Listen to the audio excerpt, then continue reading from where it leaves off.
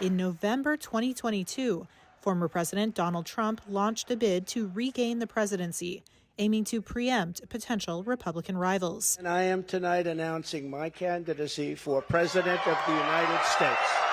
6 months later, Florida Governor Ron DeSantis announced his 2024 presidential bid. Well, I am running for President of the United States. During this gap in time, Trump came out swinging. DeSantis was a target. But on the sanctimonious, as you know, I got him elected, but now he's a failed candidate. And advisors say DeSantis, while waiting to announce his campaign, missed a major opportunity to address Trump's growing momentum. Reuters U.S. political correspondent Graham Slattery explains why DeSantis waited to announce.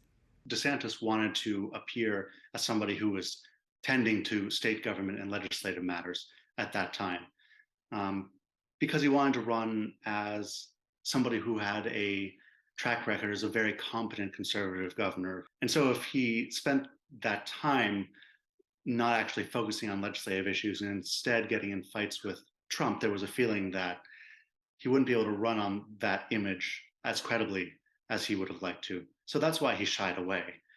He wanted to seem like a governor, not a presidential candidate at that point. In hindsight, even his advisors say that voters probably wouldn't have made that distinction. They probably wouldn't have cared. He could have done both at the same time.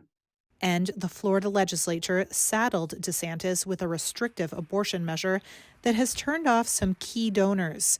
During the 10 weeks before DeSantis announced, via a glitchy launch on Twitter, we are kind of melting the servers. The gap between Trump and DeSantis mushroomed from roughly 8 percentage points to 34 points, according to data analysis website 538. Well, in reality, they have leaned into what we call retail politics, which is small scale politics, where you go to literally a barn or a town hall and you meet potential voters and caucus goers face to face.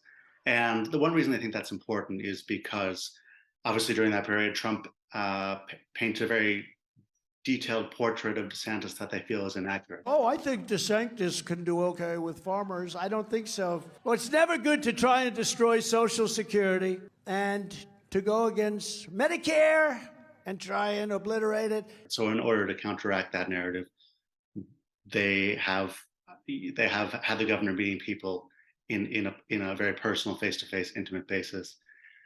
Similarly, he's done a lot more mainstream media appearances. Aides say DeSantis is laser-focused on trying to stop Trump's momentum by winning the first Republican nominating contest in Iowa, where Republicans show up to local meetings to express their candidate preference. DeSantis' allies say that could help them, as the system tends to favor campaigns with sophisticated operations promoting turnout.